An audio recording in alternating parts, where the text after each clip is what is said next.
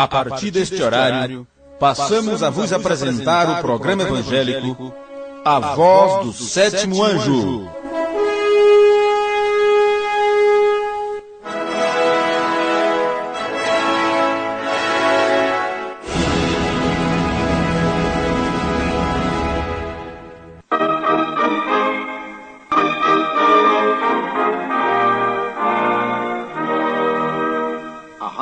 Orgulhosamente passa a apresentar mais uma audição do seu programa A Voz do Sétimo Anjo.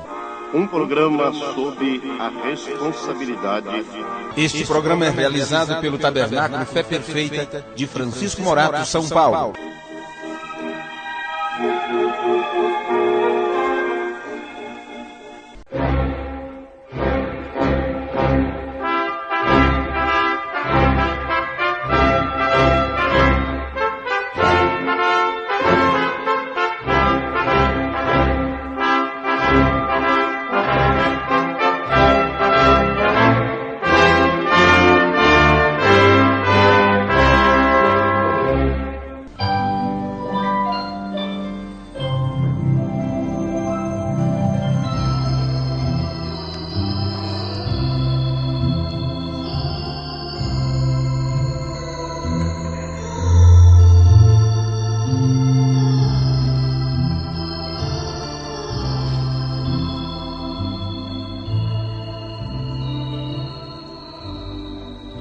Nós vamos ler em São Mateus, capítulo 5, versículo 16,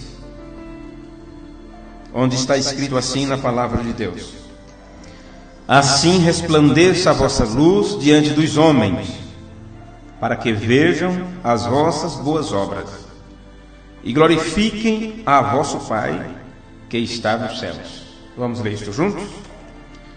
Assim resplandeça a vossa luz diante dos homens, para que vejam as vossas boas obras e glorifiquem a vosso Pai que está nos céus. Amém. Oremos.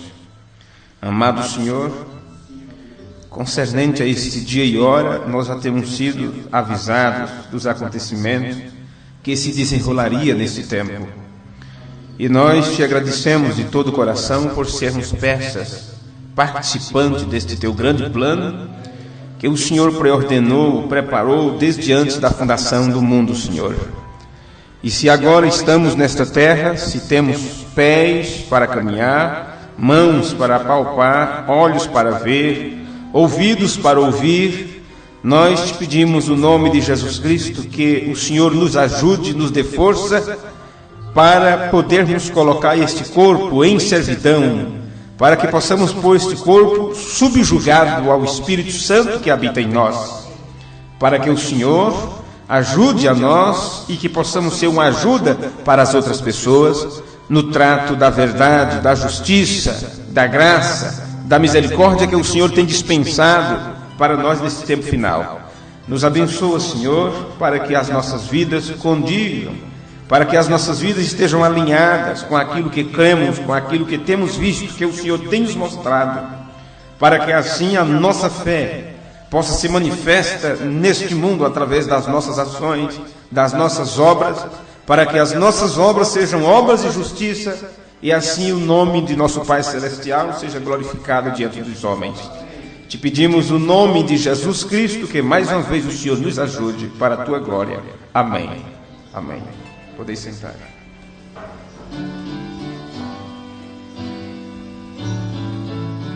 Este é o nosso culto de número 7, o sétimo culto, onde trataremos um pouquinho ainda sobre as parábolas. No culto anterior, nós falamos sobre o cesto que impede a luz. Aprendemos que o cesto está relacionado com a vida, ou com aquilo que é de subsistência ou de sustento para as nossas vidas e que recebemos de Deus através de promessas divinas. Então, quando Ele cumpre a promessa e nos abençoa, nós então podemos encher nossos cestos e apresentar diante dEle aquilo que temos adquirido, conseguido, como o nosso culto, é o nosso culto racional, apresentando os nossos corpos, nossa vida, nossos bens, aquilo que temos adquirido. E a nossa advertência foi exatamente para não fazer com que aconteça daquele cesto cobrir a luz que está em nós.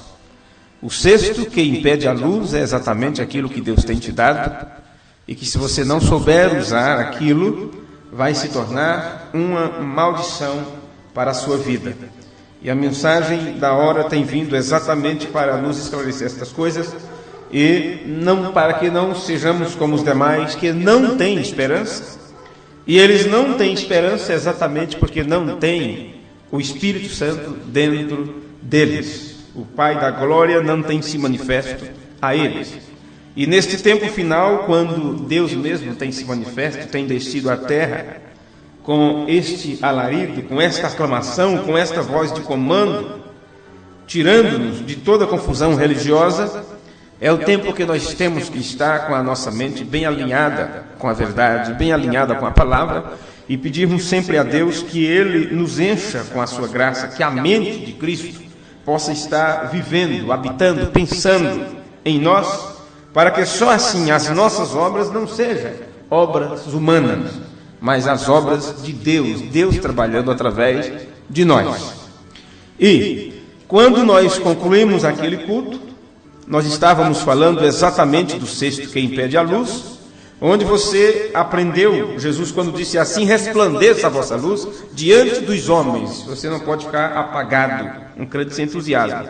Então nós temos que permitir nossa luz brilhar, não deixar que as coisas que temos adquirido, o conhecimento que Deus tem nos dado, a riqueza de conhecimento, de compreensão sobre a Bíblia, sobre a mensagem, ou sobre bens materiais que Deus tem nos dado, ou família, ou seja, o que for, tudo aquilo que você pode pôr no cesto, no sentido que estamos falando aqui, para apresentar a Deus: olha, Senhor, isso aqui eu recebi teu, foi tu que me deste, esse trabalho o Senhor me deu, esta casa o Senhor me deu, esta família o Senhor me deu, tudo isso o Senhor permitiu que eu tivesse, e eu quero te agradecer por isso. Então, exatamente estas coisas, você tem que ter cuidado, que esse cesto pode cair sobre sua cabeça e você deixa de confiar, de crer, perde o entusiasmo, porque já adquiriu e acha que não precisa mais de nada. Não deixe que as coisas que Deus te deu, através das quais Ele tem te abençoado, venham a ser as mesmas que impeça de você ser um refletor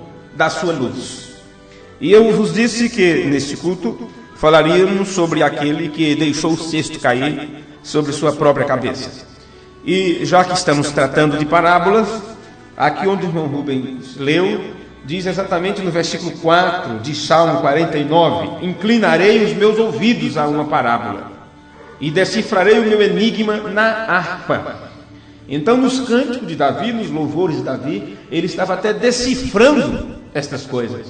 Então, por isso que tudo no Velho Testamento se cumpriu no Novo, e todo o Novo Testamento fala desta hora. E eu quero que vocês observem isso aqui, o versículo 6, de aqueles que confiam na sua fazenda e se gloriam na multidão das suas riquezas.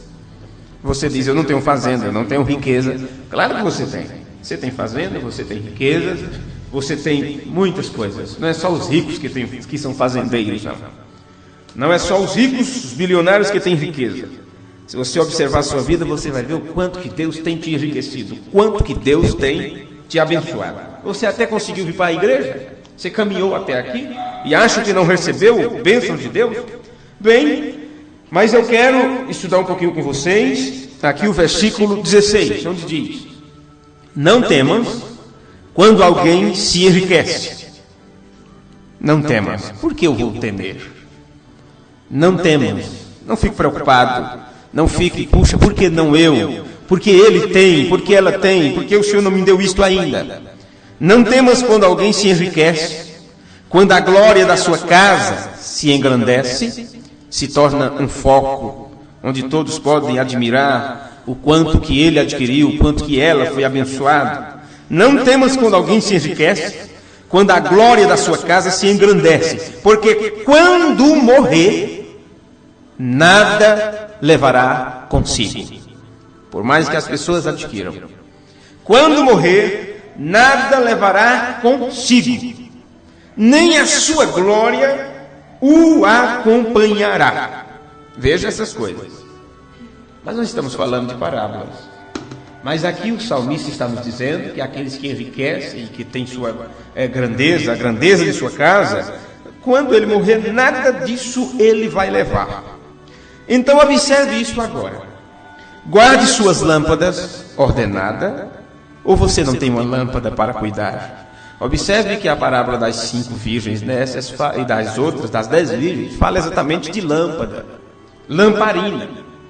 E se você acha que não tem uma lâmpada para cuidar, você está muito enganado, porque você tem que saber por que esta palavra foi usada, lâmpada, que já aprendemos também, que vem da palavra lampo, que é para iluminar, encandecer, iluminar de uma forma grandiosa. E Davi disse que era isto: lâmpada para os meus pés é a tua palavra.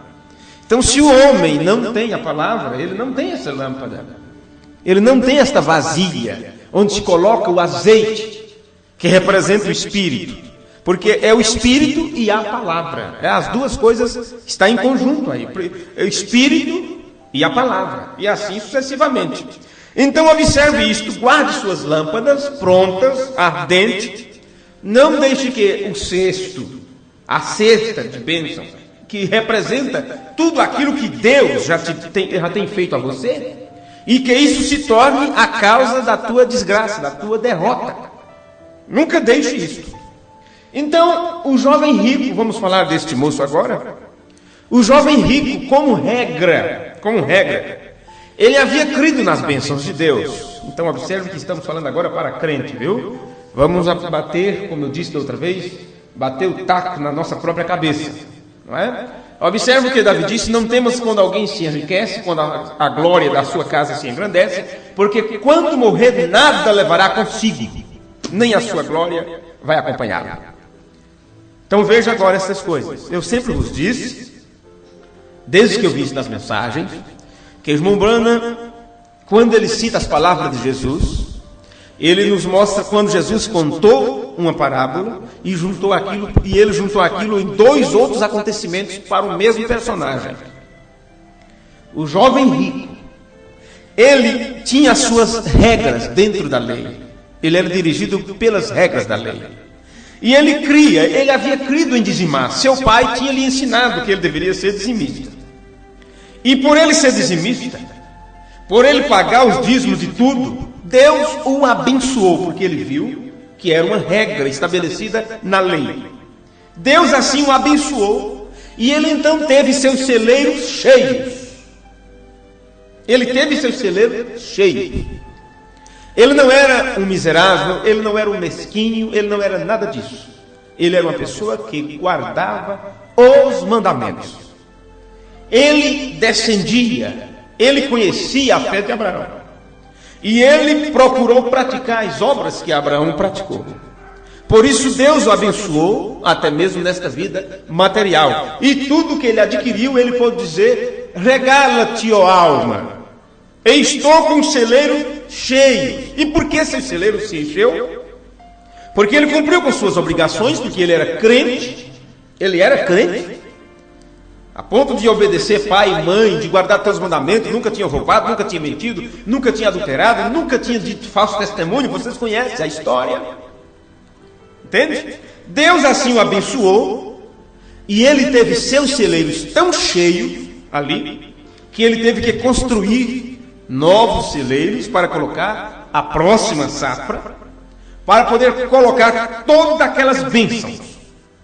Mas, meus amigos, quando chegou o tempo da manifestação da verdade para o seu dia, porque ele era crente na verdade que tinha se manifestado no passado, ele era certíssimo na lei de Moisés. Mas a palavra que se manifestou em seu dia foi difícil para ele segui-la. Quando Jesus disse: olha, te falta uma coisa, vende tudo que tem, se desfaz de tudo isto e me segue. Então, a manifestação da palavra do dia, ele não pôde seguir, porque o cesto de bênçãos que ele tinha adquirido estava ali cobrindo ele de receber luz e de refletir aquilo adiante. Observe, o que atrapalhou o jovem rico foi exatamente as posses que ele tinha adquirido sobre promessas de Deus. Ele era um jovem rico. E nós não sabemos quanto tempo ele permaneceu vivo. A Bíblia diz que ele era um príncipe. Ele era um maioral no meio da sociedade, no meio da comunidade. Mas exatamente as bênçãos que ele recebeu de Deus atrapalhou ele de seguir a palavra manifesta para o seu dia, que era Cristo Jesus. Aquele homem Deus, no qual Deus habitou em plenitude, simplesmente disse: vem e segue-me. Ele se entristeceu, porque ele tinha um cesto muito grande, muito cheio, e ele tinha esse cheio tão pronto para se levar diante do sacerdote, que ele foi exatamente, lembram do último culto, que a pessoa levava as primícias diante do sacerdote, e ele levou exatamente para aquele que estava segundo a ordem de Melquisedeque. Levou todos os seus bens, levou toda a sua vida, todos os seus costumes religiosos e disse: eu tenho feito isto. Jesus apontava outro mandamento: eu guardei isto, quer dizer, está aqui isto, está aqui. Eu fiz tudo isso. E exatamente aquelas coisas o impediu de fazê-lo. De fazer o quê? De seguir a verdade. Então, eu quero, juntamente com vocês, aprendermos um pouco, que o irmão Branham fala sobre isso, na mensagem É Sua Vida Digna do Evangelho? Na tradução pela palavra original, é a partir do parágrafo 243. Para aqueles irmãos que em casa vão ouvir, vão procurar anotar e estudar estas coisas. Observe como o irmão Branham nos explicou estas coisas. Vamos comparar a vida de São Paulo e do jovem mancebo de qualidade. O jovem mancebo rico. A mesma luz derrubou ambos os homens. Ambos tiveram o mesmo convite de Jesus. É isso correto? Ambos eram bem treinados nas Escrituras. Para que você veja que isso não quer dizer nada. Ambos eram teólogos. Recordem, Jesus disse ao pequeno e rico mancebo: guarda os mandamentos. Ele disse: tenho feito isto desde a minha juventude. Ele era um homem treinado, diz o irmão Branham. O mesmo era São Paulo. Ambos eram bem treinados nas Escrituras, mas ambos tinham a palavra. Um a tinha de um conhecimento, o outro tinha em si o germe da vida. Essa é a diferença. Muitos têm a palavra através de um conhecimento. Se aplicou em conhecer. Mas outros a têm porque têm em si o germe da vida. Agora o irmão Branham disse: toda vida vem de Deus. Ele é o autor da vida. E se estamos falando da palavra eterna de Deus, estamos falando da vida eterna, porque a pergunta do jovem rico foi esta: que farei para herdar a vida eterna? Veja. Então, este germe da vida, ou esta partícula representativa, que te identifica com Cristo, a palavra, se isto não está no homem, se isto não está na mulher, eu tenho dito, ele pode se tornar um igrejeiro, uma igrejeira, um bom cantor, um bom pregador, seja o que for. Mas se não tem o germe de vida, a semente de vida, que é uma parte de seu pai, se não tiver, não vai adiantar nada. O cesto pode estar cheio, mas por último, embora por cima, e ele não pode receber luz, nem pode transmitir luz. É um talento enterrado. Estão entendendo? Deixa eu continuar aqui a leitura com o irmão Branham. Quando aquela luz brilhou na frente de Paulo, disse: Senhor, quem és tu? Ele disse: eu sou Jesus. Então aqui estou. Ele estava pronto. A luz atingiu ambos os homens. Deixa eu fazer outra paradinha aqui. Paulo estava pronto. Quem és? Sou Jesus. Em outras palavras, então aqui estou eu. Farei o que mandares eu fazer. Não é assim com alguns irmãos? Não é assim com algumas pessoas? E por que com outros você se bate, explica, fala, mas aquilo não entra na cabeça, não desce do coração, aquilo, a pessoa saia de perto? Por que será isso? Vamos continuar? A luz atingiu os homens, ambos os homens. Um germinou, como um carocinho de feijão se colocou debaixo da terra. O outro coloca dentro de um vidro. Vamos ver qual nasce. Um germinou, o outro não.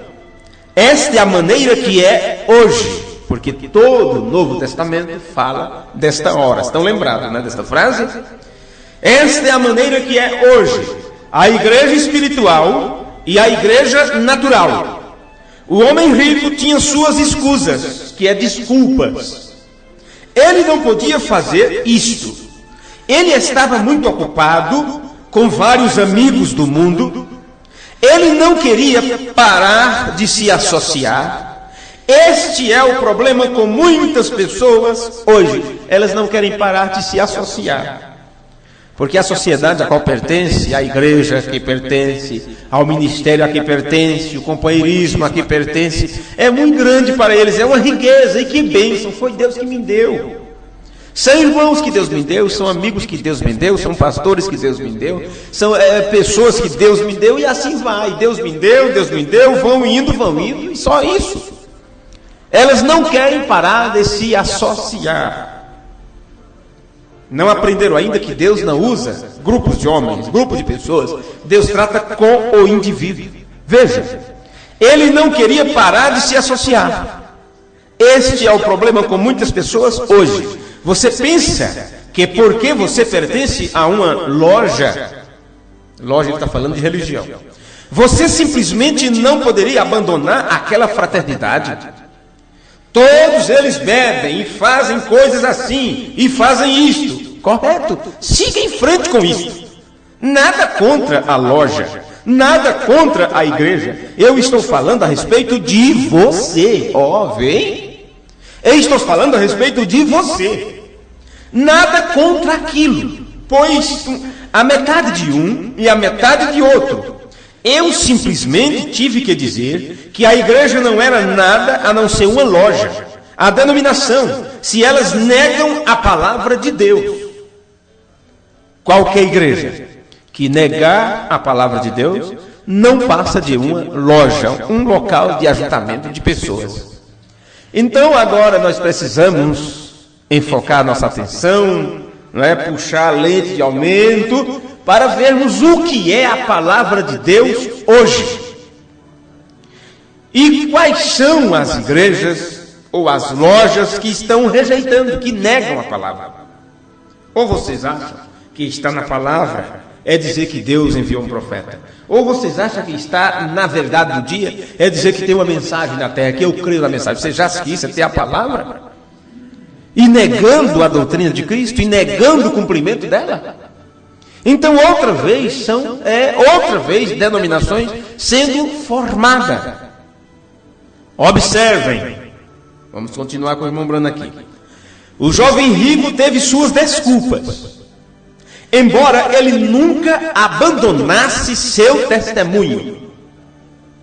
Observe, aqui daria para pegarmos um culto inteiro sobre esse assunto. O jovem rico teve sua desculpa. Eu não posso por isso, eu não posso me desfazer disso. Eu não posso me desfazer desse bem, eu não posso me desfazer daquele celeiro. Foi Deus que me deu, glória a Deus. Não é? É um dom que Deus me deu, e eu falo língua e tudo, e todos os irmãos ali, e ficam contentes, e eu sempre estou profetizando coisas boas para os irmãos, eu estou sempre fazendo isso e orando pelos enfermos. São dons que Deus me deu, eu não posso deixar isso de lado. Que dificuldade, não é? Embora ele nunca abandonasse seu testemunho, não seguiu a palavra, mas continuou dando seu testemunho. Muitos estarão do mesmo jeito. Nunca se enquadrarão 100% com a verdade.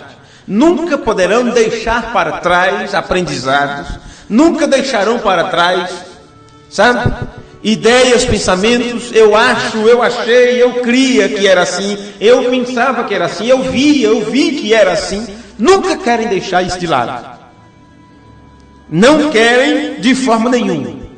mas querem continuar dando o seu testemunho. Eu sou crente, eu sou revelado, eu sou da mensagem, eu sou isto, eu sou cristão e todas estas coisas. O jovem rico teve suas desculpas, embora ele nunca abandonasse seu testemunho. Nós encontramos que ele tinha grandes negócios, ele tinha conhecimento, e ele chegou até um certo ponto que cresceu muito, até que ele teve que construir novos celeiros para colocar suas coisas para dentro, porque afinal de contas você aprendeu a ser responsável, você não quer deixar essas coisas de qualquer jeito, você até zela por aquilo que Deus deu. Você até zela por estas coisas. Você não quer deixar determinadas coisas abandonadas. Você não vai deixar a sua Bíblia rasgada a qualquer canto, criança pisando por cima, rabiscando e rasgando. Afinal de contas, você aprendeu a ser responsável por estas bênçãos, por estas coisas. Mas do que será que realmente estamos falando aqui? Ele chegou até um certo ponto que cresceu muito, até que ele teve que construir novos celeiros para colocar suas coisas para dentro. E quando ele morreu, reticência. Aí eu volto para o livro de Salmo. Porque quando morrer, nada levará consigo, nem a sua glória o acompanhará. E Mombrano continua, e algum graduado com seu colarinho virado pregou em seu funeral, sem dúvida. E quando ele o fez, ele deve ter dito, eles colocaram a bandeira no meio do mastro, porque ele era um príncipe, e disseram, nosso querido amado irmão, o prefeito desta cidade, está agora nos braços do Todo-Poderoso, porque ele era um grande membro de igreja. Ele fez isto, aquilo e aquilo outro, quer dizer, ele ajudou irmãos necessitados, ele distribuiu cesta básica, ele sempre ajudava quem estava com necessidade, vestia os pobres, fez tudo isso. E a Bíblia diz, no inferno, ele levantou seus olhos, estando em tormento. Vê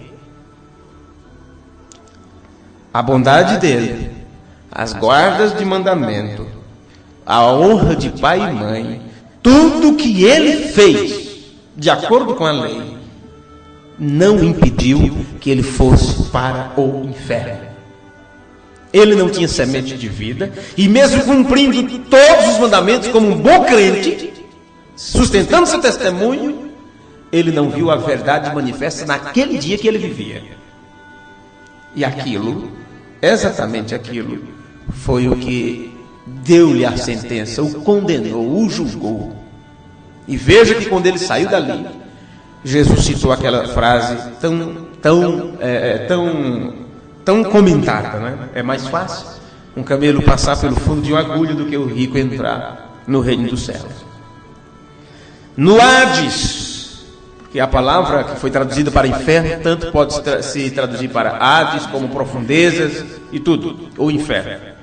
No inferno, ele levantou seus olhos, estando em tormento, vê? Mas diga-me, qual a razão principal do mensageiro de Deus juntar essas coisas para nós? Porque quando você lê na sua Bíblia, você encontra a parte do jovem rico falando com Jesus e dali se saindo. Aquilo não foi uma parábola, foi um acontecimento. Mas depois você observa Jesus contando a parábola daquele rico, do rico e Lázaro, onde os cães comiam as migalhas que caíam da sua mesa, e Lázaro, aliás, os cães lambiam suas feridas e tal, e o rico lá, com toda a regalia, seu celeiro estava cheio. Mas esse homem, o seu testemunho era tão poderoso, era tão grande, mas ele cresceu tanto, ele ajudou tantas pessoas, ele foi tão abençoado, e quando ele aumentou seus celeiros, aumentou tudo, ele já não tinha mais entusiasmo para observar o mendigo que estava em sua porta. Ele perdeu o entusiasmo, mesmo que ele continuasse sendo um jovem rico, querido, e cheio de glória, cheio de fama entre a sociedade. Mas ele já não tinha mais aquela sensibilidade, sabe? Do início de carreira cristã. Você lembra no começo, qualquer coisa você fazia, eu pensava, meu Deus, será que está certo? Misericórdia, Senhor, eu não quero estar errado. Mas observe que depois, se você vai crescendo, vai adquirindo conhecimento, vai compreendendo mais as coisas, daí a pouco determinadas coisas já não te tocam mais. Isso é sem importânciazinha. Eleito não se perde mesmo. E eu estou predestinado, e predestinado não se perde. Entende o perigo?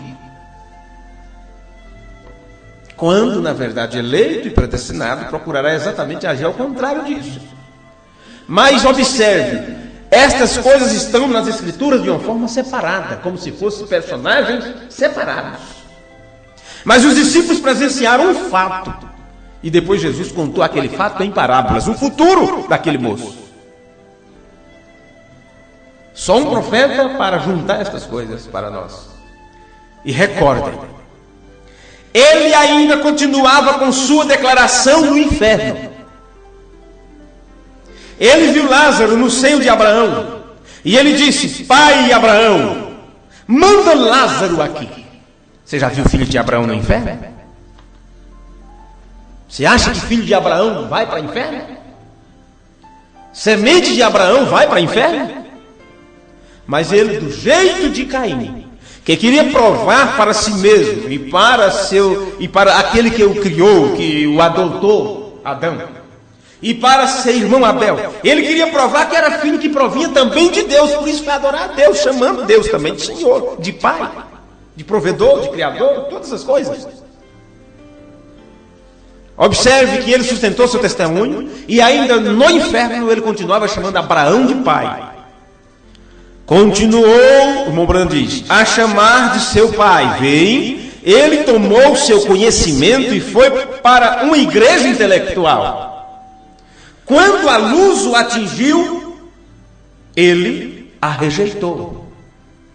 Se aquilo não é a inclinação moderna da igreja hoje, eu não conheço isto.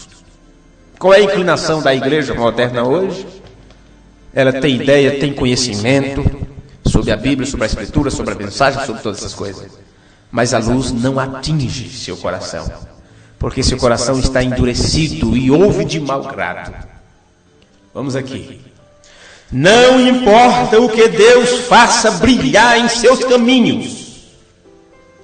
É como se você fosse caminhando por aí afora, nessa escuridão, e sempre tem uma pequena luz que brilha, uma pedrinha preciosa lá que vai refletindo luz para te mostrar, vai por aqui, vai você não quer nem saber disso, quer caminhar com seus próprios pés. E como é que Deus faz brilhar suas pequeninas luzes nos nossos caminhos, se não for através de um irmão, de alguém que está ali para nos orientar, para dar um conselho, para nos ajudar, para nos falar alguma coisa? Ou você está esperando o anjinho batendo asa? Tem pessoas que dizem assim, eu vou esperar Deus confirmar. Eu vou esperar Deus confirmar isto, irmã. Vou esperar Deus confirmar. Como é que você vai esperar Deus confirmar? Está esperando um sonho? Está esperando que um anjo te visite, como fez com José? Você está vivendo, meu amigo, é no tempo dos mistérios revelados, da Bíblia revelada, se tornou uma nova Bíblia para você. Está no tempo dos selos rompidos. Não é tempo mais de infantilidade, de e se nada, acabou. Se aquilo não é a inclinação moderna da igreja hoje, eu não conheço isto. Não importa o que Deus faça brilhar em seus caminhos, a coluna de fogo, ou seja o que for, a coluna de fogo brilhando em seu caminho, não lhe atinge. Eles continuam com seus conhecimentos. Eles podem explicar isto e irem a um grupo intelectual para um encontro social. Mas Paulo já estava nos seus encontros sociais com grandes conhecimentos. Um grande aluno de Gamaliel foi a mão direita para o sumo sacerdote de tal maneira que ele foi até ao sacerdote e recebeu ordens para colocar todos aqueles santos roladores na cadeia. Mas quando a luz atravessou seu caminho, e ele viu que aquela mesma coluna de fogo que guiou a Israel através do deserto era Jesus Cristo, ele abandonou todos os que ele sempre conheceu, ele veio à vida. Amém. Ele abandonou tudo, considerou até como esterco. O que é que o irmão Brando está nos mostrando aqui? Que assim como o jovem rico, Paulo também era rico. Mas Paulo abandonou tudo que ele possuía, todo o conhecimento religioso da lei, que eram corretos. Mas ele veio à vida, porque João diz, e a vida nos foi manifesta. Quando a vida de Deus nos foi manifesta? Quando o Filho se apresentou, dizendo, eis aqui eu venho para fazer, ó Deus, a tua vontade. E ele fez a vontade, cumprindo a palavra, sendo obediente à palavra do Pai e transmitindo para nós a mesma palavra. E você agora está aprendendo dentro das parábolas que você tem que continuar sendo um eco dessas palavras, que é a palavra de Deus. Amém. Parágrafo 250. Poderia você chamar a vida daquele homem rico uma vida digna do evangelho que ele herdou? Embora ele fosse um crente, poderia você chamar aquele tipo de vida entre os intelectuais e as festas, naquela noite lá em cima, enquanto o sol se inclinava, brilhando, e talvez algum sacerdote dizendo uma oração lá em cima no topo, e ele tinha na festa lá um mendigo deitado no seu portão lá embaixo, e ele brindava e falava a respeito de sua grande fé que ele tinha em Deus. Eu sou tão abençoado que Deus encheu meus celeiros. Eu sou tão abençoado por Deus, minha fé em Deus foi tal, porque Ele disse, se você entregar os 10% para a casa do tesouro, então eu abrirei as portas do céu, te abençoarei, encherei teu celeiro, veja o que Ele fez, por causa da minha fé. Não é assim que estão as igrejas hoje? Pregando o Evangelho exclusivamente baseado nisso? E as pessoas contam vantagem no rádio, na televisão, nos jornais, contando testemunho. Eu fiz isso, fiz uma campanha de tanto, dei tanto, e Deus me abençoou, estou aqui com a casa nova, emprego novo, iate, helicóptero e não sei o quê. Para isso tem campanha de empresário. É a mesmíssima coisa. Ele brindava e falava a respeito de sua grande fé que ele tinha em Deus. E antes da luz do sol da manhã seguinte, antes que o sol pudesse nascer, ele estava já no inferno. Isto é certo. Aí estão os intelectuais. Quando falamos intelectuais, o que é que você imagina? É os grandes teólogos inteligentes? Estamos falando de intelecto, de pessoas que têm a fé, mas no intelecto. A pessoa que tem conhecimento sobre Deus, no seu intelecto. Aquilo não está no coração, é com o coração que se crê para a justiça. Mas o coração tem que ser mudado, você já aprendeu isso. E esse coração mudado, Deus diz, eu lhe darei um novo espírito. O Nombrando diz, isto é, um novo desejo. Desejo de fazer as coisas corretas. Aí sim, aí você não é o intelectual. Porque saiu do teu intelecto, saiu da tua mente. Não é apenas coisa da tua imaginação. Parágrafo 251. Mas Paulo, quando a luz o derrubou, vamos comparar a sua vida e vermos se é digna. O que aconteceu? Quando Paulo, a luz o atingiu, ele abandonou todo o seu conhecimento, ele se afastou daquele grupo intelectual e andou no Espírito de Jesus Cristo. A única forma de você não ser intelectual é estar no Espírito, porque as duas coisas, ou está no Espírito ou está na carne. Glória a Deus! Mas tão inteligente como ele era, nem mesmo usou grandes palavras. Quando ele saiu aos Coríntios, disse, as quais também falamos não com palavras de sabedoria humana, e nem com palavras persuasivas, porque colocaria fé naquilo, mas eu veio em simplicidade, no poder da ressurreição de Jesus Cristo, para que vossa fé estivesse nele. Uma vida aqui, observe isto, diz o irmão Branham. Ele nunca usou sua educação, ele nunca andou com um grupo intelectual, ele andou no Espírito de Cristo, humilde, obedecendo a palavra de Deus, quando ela era muito contrária aos seus credos, mas Paulo viu a luz e andou nela, não é correto? Deixando a vida de Cristo refletir Jesus Cristo, para a era a qual ele vivia. Então veja que coisa, por que o Nombrando sempre fala isso? Para o tempo que se vive, para a hora que você está vivendo, é aquela hora, o que Deus está fazendo ali que você tem que ver. Por que você lê as histórias passadas? Por que você lê a Bíblia das histórias do passado? É porque naquela história passada está mostrando o que vai se acontecer no tempo presente que você vive. E o mesmo Espírito que inspirou aqueles homens para escrever aquelas palavras, aquele mesmo Espírito se faz presente para mostrar o cumprimento daquelas palavras no teu dia. E aí, quando você crer, você vive, você vê aquilo, você anda através daquilo, então você é que está também fazendo eco das palavras de Jesus. Você está vivendo a palavra, porque ela foi revelada a você. Ela foi revelada no teu coração. Então veja, deixando a vida de Cristo refletir Jesus Cristo para a era a qual ele vivia, para que o povo pudesse ver o Espírito de Deus nele. Opa, então nós estamos falando da mesmíssima coisa aqui? Ah, tá. Para que o povo pudesse ver o Espírito de Deus nele. Então, a luz de Cristo me atinge. Vamos traduzir isso aqui mais fácil. A luz de Cristo me atinge, para que a vida de Jesus Cristo seja manifesta em mim, e para que as pessoas possam ver o Espírito de Deus em mim. O que é isso? Você acha que isso não é a escritura que nós lemos de Mateus capítulo 5, versículo 16? Assim resplandeça a vossa luz diante dos homens, para que vejam as vossas boas obras e glorifique a vosso Pai que está nos céus. Amém? Mas aqui diz vosso Pai que está no céu. Mas onde está o céu? Estamos falando do reino de Deus, por isso estamos falando em parábola. Jesus falou em parábolas para mostrar o que é o reino de Deus.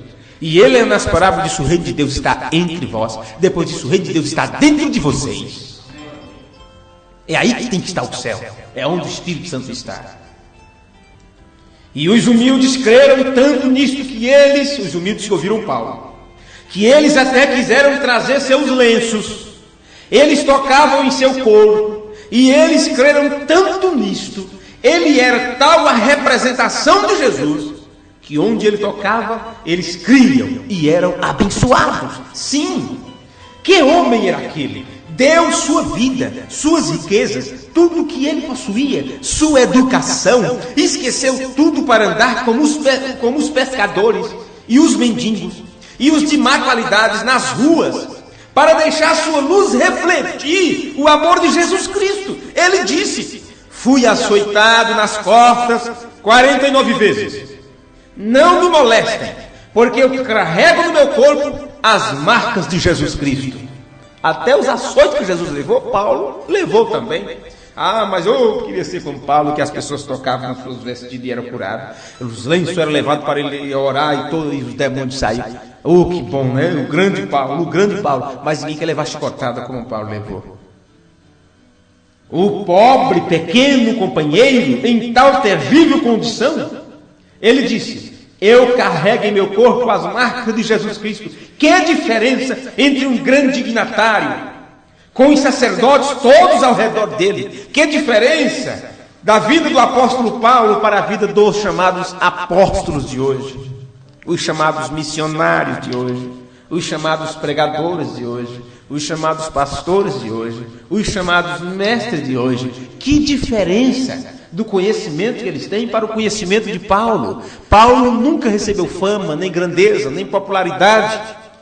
Toda a sua vida, todas as suas palavras eram para glorificar a Deus, era para magnificar a Jesus Cristo. Mas aqueles que se dizem seguidores de Paulo estão magnificando a si mesmo, contando suas riquezas, mostrando seus celeiros cheios.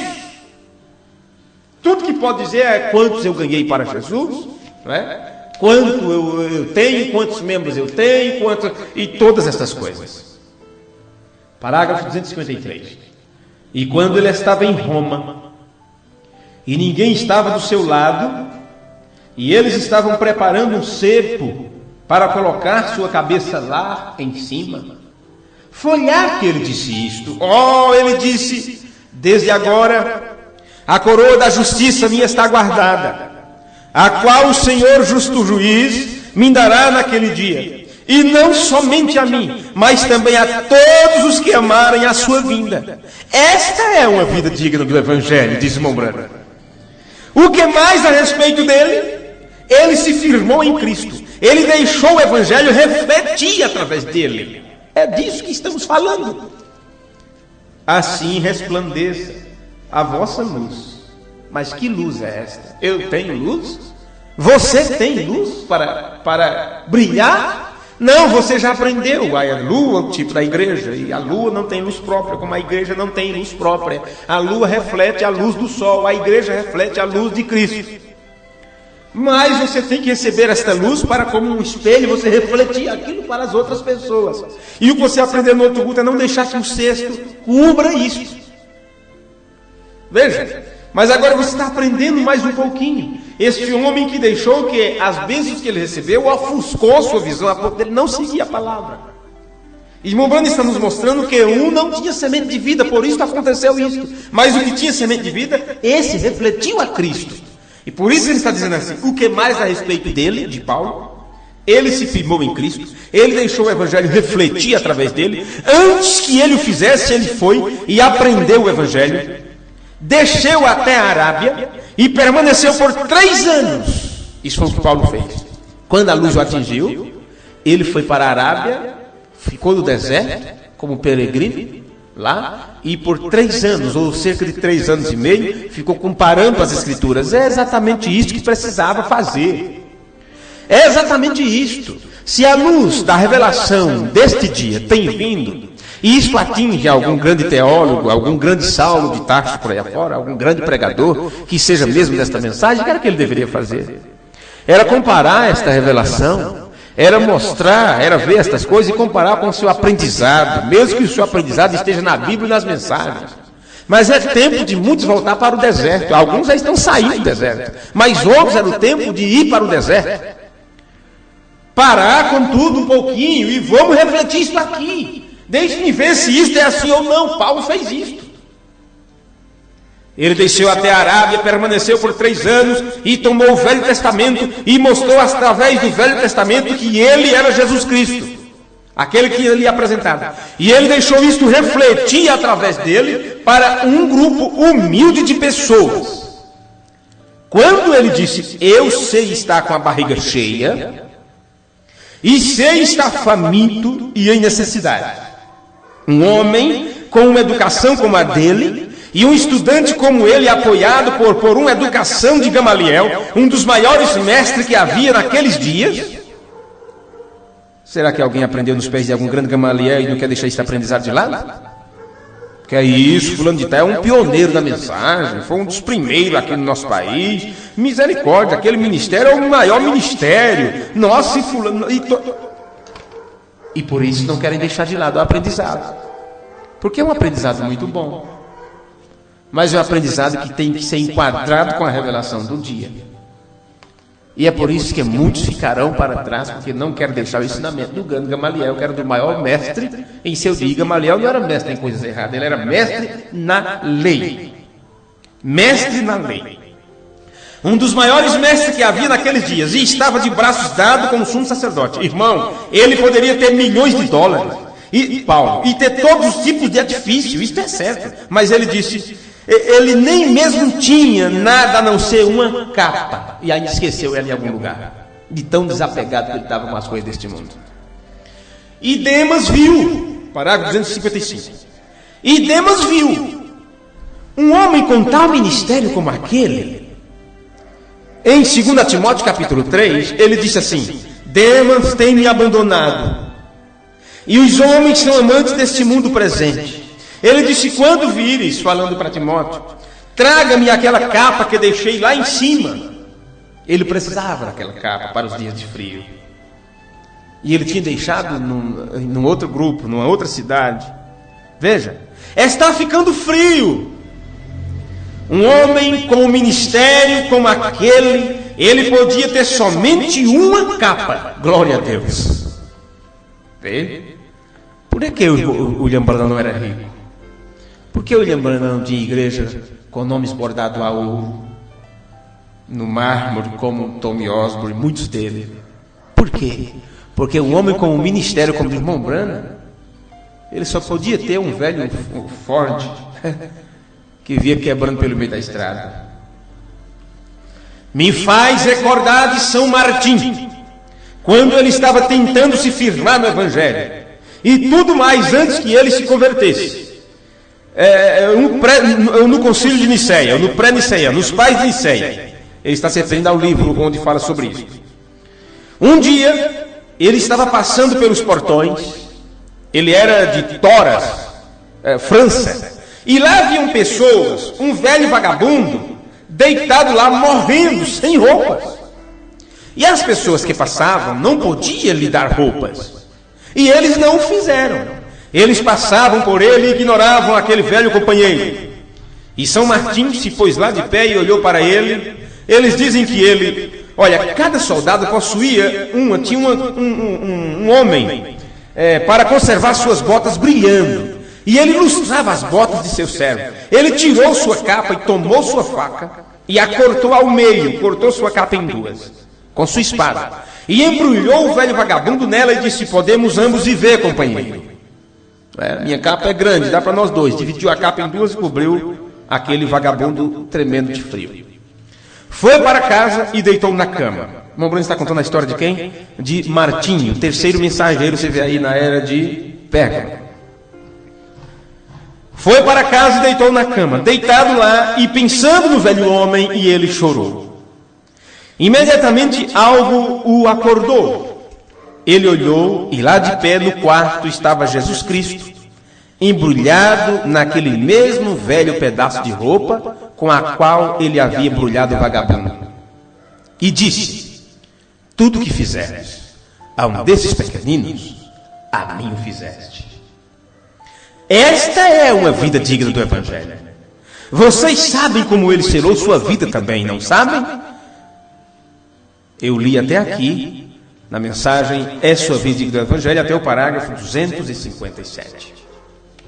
Mas, meus amigos, concluindo esta parte, Laodiceia, rica e abastecida com bens, e você agora sabe que ela se gloria daquilo que recebeu, que lhe foi dado.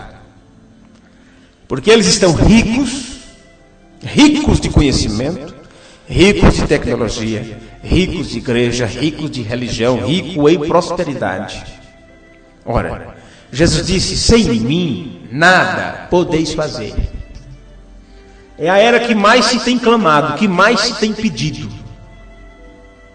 Os crentes aprendem a pedir, fazer campanha de petição. Eu passei há poucos dias de uma determinada denominação aqui perto, e a placa é assim: 12 dias de clamor para 12 meses de bênção. Quer dizer, você faz uma campanha de 12 dias, clamando: Senhor, me dá, me dá, me dá, ô Pai, ô Pai, ô Pai, me dê, me dê, me dê. E aí, os 12 meses do ano vai ser só de bênção, ô glória, e é assim. Só isso. Aprenderam a pedir. E é por isso que tem. Porque Jesus disse: pedi e dar-se-vos-á. Mas observe agora que aquilo Jesus falou, aquelas coisas que ele falou em parábolas, você agora as compreende agora. É exatamente essas coisas que eles obtêm de Deus. É exatamente a saúde que Deus dá a eles, as curas, os milagres, as libertações, as portas abertas, tudo isto de bom que Deus dá, a ponto deles poderem ter homens no plenário federal para lutar pelos direitos da igreja, da denominação. Tudo isso é bênção que eles clamaram e pediram. Mas isto faz o que deles? Pessoas boas e maravilhosas? Não, senhores, faz deles laodiceianos, ricos, abastecidos com bens. E todavia não sabem que a medida que lhe foi dada termina cobrindo suas cabeças. O cesto que eles têm cheio, e estão aí contando as bênçãos, contando os testemunhos, dando graças a Deus, como estava o jovem rico, contando seu testemunho da grande fé que ele teve em Deus. Eles não sabem que exatamente estas coisas têm coberto suas cabeças para que o sol não lhes atinja, o sol da justiça não lhes atinja, tem cegado os seus olhos.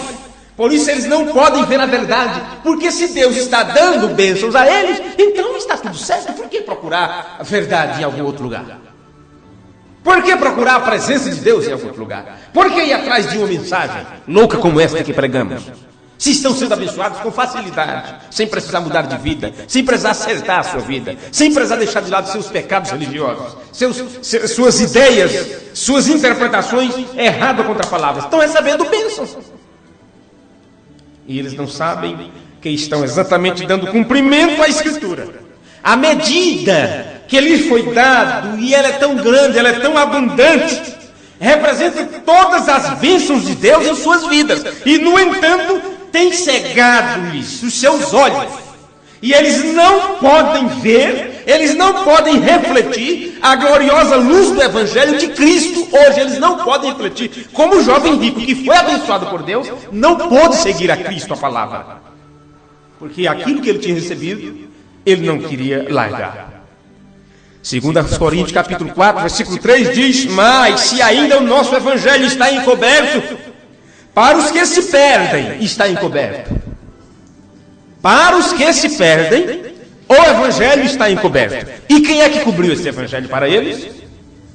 Exatamente aquilo que eles receberam, que eles testificam que receberam de Deus, nos quais o Deus deste século cegou os entendimentos dos incrédulos, por isso eles não conseguem crer na verdade, para que lhes não resplandeça a luz do Evangelho da glória de Cristo, que é a imagem de Deus, porque não nos pregamos a nós mesmos, mas a Cristo Jesus, o Senhor, e nós mesmos somos vossos servos por amor de Jesus, porque Deus, que disse que das trevas resplandecesse a luz, observe, onde estava você antes? Onde estava teu coração? Onde estava teu conhecimento? Estava em trevas. Como estava a terra no princípio? A terra era sem forma e vazia, e havia trevas sobre a face do abismo. Haja luz. Então outra vez a mesma coisa aconteça com o homem. Todos estavam em trevas, todos estavam em pecados, em delitos e pecados. Então ele se apresenta dizendo: eu sou a luz do mundo, quem me segue não andará em trevas. Então aqueles que seguiram, aqueles que foram iluminados pela verdade do dia, ele disse: então agora vocês são a luz do mundo, e não deixe nada encobrir esta luz. Então observe agora as palavras de Paulo em 2 Coríntios 4, versículo 6. Porque Deus, que disse que das trevas resplandecesse a luz, é quem resplandeceu em nossos corações, veja, para a iluminação do conhecimento da glória de Deus na face de Jesus Cristo. Amém. Iluminação do conhecimento da glória de Deus. Veja quem é que tem a luz, veja quem é que está andando na luz. Aqueles que em seus corações recebeu esta presença, este resplandecer, esta epifânia, que é o resplandecer grandemente, esse brilho radiante, onde Deus apresenta a si próprio. E isto no coração do fiel, do eleito, para quê? Para iluminar o conhecimento da glória de Deus em sua vida. E Paulo termina: temos, porém, este tesouro. Qual tesouro, Paulo? Esta luz, esta compreensão, esta iluminação do conhecimento. Temos, porém, este tesouro em vasos de barro. É isto aqui, olha, nesse corpo. Vaso de barro é isso aqui, olha. Tu és pó, e para o pó terás se tornar. Pó da terra, barro, lama. Esse grande tesouro, esta luz, este brilho, esta presença, em vasos de barro, para que a excelência do poder seja de Deus e não de nós. Amém? Inclinemos nossas cabeças. Amado, bondoso e amoroso Pai, peço que Tu hoje tome estas palavras e faça, ó Deus, que elas vivam em nossos corações. E possamos, Senhor, sempre estar atentos a estas palavras que Teu Filho Jesus tem dito: minha carne, meu trabalho, minha obra, minha missão é fazer a vontade daquele que me enviou.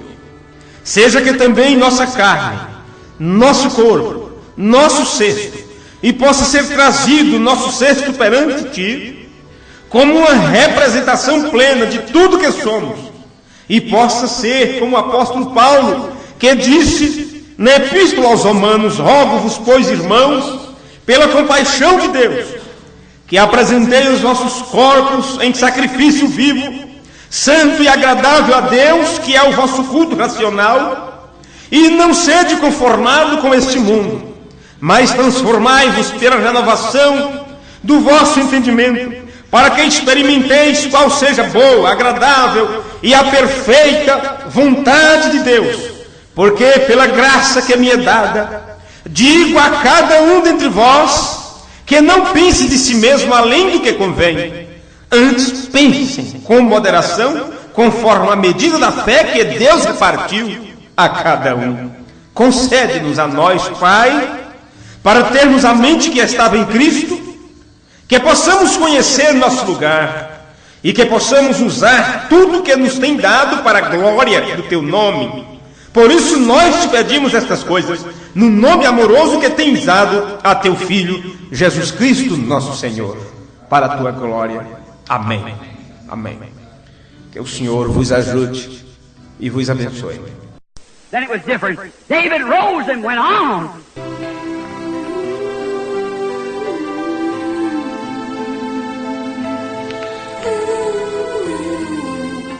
Meus amados irmãos e ouvintes, nós estamos encerrando por hoje mais uma mensagem de fé.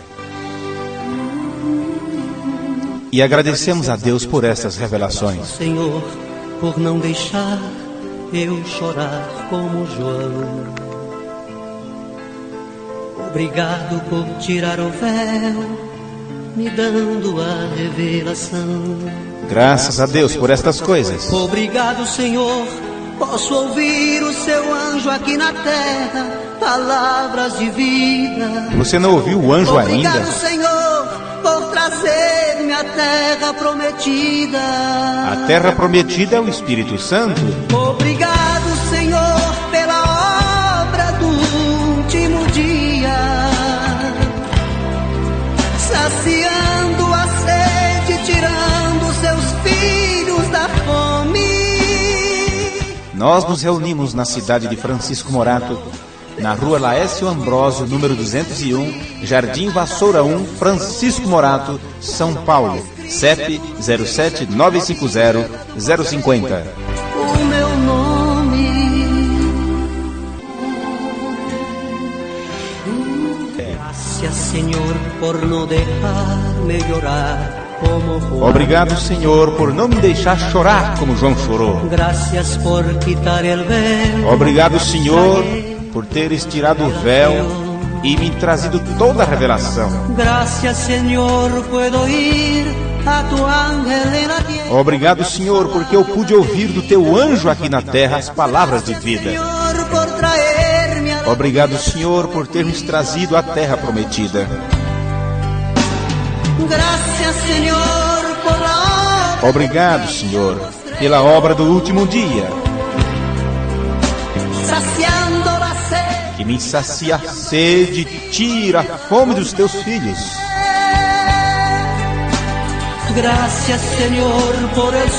Obrigado, Senhor, pelo sol de justiça que tem brilhado em minha vida. Eu te agradeço, Senhor, por haver escrito no livro da vida do Cordeiro o meu nome.